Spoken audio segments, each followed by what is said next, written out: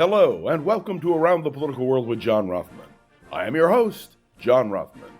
If you're a fan of the show, make sure to hit the follow button on the top right of Apple Podcasts, Spotify, or wherever you are listening at this very moment. When you hit follow, leave a review or share an episode with a friend. It helps other people discover the show, keeps us going, and expands our base. The election is over. The result is known. The will of the people has been shown. And there is no doubt that for half of America there is rejoicing, and for the other half of America there is shock. What we can say definitively is that Donald Trump defied the odds. He won the presidency. He was able to achieve a great political comeback and becomes the second president of the United States since Grover Cleveland to serve 2 non-consecutive terms in the White House. What does it mean for America? Donald Trump has made his positions clear. He knows what he wants to do, and he has a vice president in Mr. Vance who is going to help him and assist him, and as Vance indicated last night in his remarks, he's going to make sure that the achievements of the Trump-Vance administration succeed. What does that mean for the opposition? Well, the opposition failed. It failed miserably. I'm surprised, to be honest with you. I really believed, as did many so-called pundits, that Kamala Harris would win because the American people would vote against Donald Trump. But that is not what happened. So there can't be any excuses. What we have to do is look to the future. One of the most important results of this election is that the Republicans will now control the United States Senate. And that means that with Donald Trump in the White House and the Republicans in control of the Senate, that legislative moves by the Republicans have a better chance of approval. More than that, we know that judicial nominees will be submitted by President Trump to the Senate, and the odds are that the face of the American judiciary will change. There are many implications to what has happened in America, and the world is viewing us and wondering what it all means. Donald Trump will have to establish a foreign policy dealing with Ukraine, dealing with the Middle East, dealing with China. He will have to deal with Vladimir Putin. He will have to make moves which will change the direction of American foreign policy. By the way, that's not new. When a new president takes office, they decide what they want to do. And what about Democrats?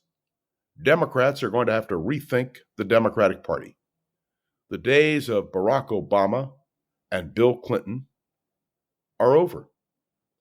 And as for Joe Biden, this was a massive repudiation of Joe Biden and his administration.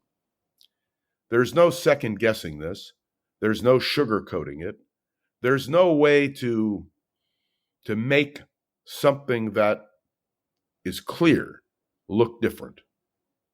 So how do the American people adjust to this new vision of America? The first thing we will have to do is listen to Donald Trump very carefully. What President-elect Trump says in the days ahead, the people who serve with him in his administration, the question of American foreign policy, the question of a domestic agenda, the question of how President Trump coordinates with the Republican leaders in the Senate and House, and we don't yet know what will happen in the House, but whatever happens, we know that the leadership of the Republican Party has now firmly been transferred fully to Donald Trump. When Donald Trump Jr. on the Ellipse on January 6th said that the Republican Party was dead and that it was now the party of Donald Trump, he spoke prophetic words. There is no doubt now that we will all be watching carefully to see how this all proceeds. And what is it like to lose? And that's the real question. As I am recording this particular message, Kamala Harris has not yet spoken. Joe Biden has not yet spoken. What will they say Will their position be a loyal opposition? And what will the nature of that opposition be? And now the Democratic Party will have to go through the struggle of creating new leadership, because clearly Kamala Harris is not going to be the leader of the Democratic Party. That leaves a wide opening for Gavin Newsom, the governor of California, and other Democrats around the country who we have yet to really vet and identify.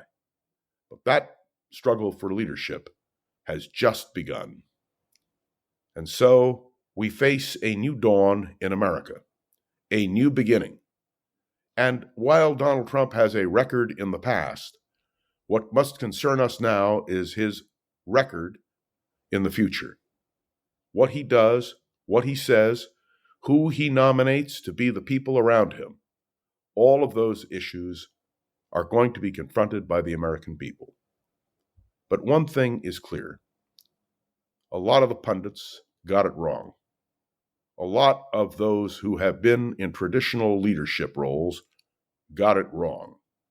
And now the question will be, how will they right the ship of state?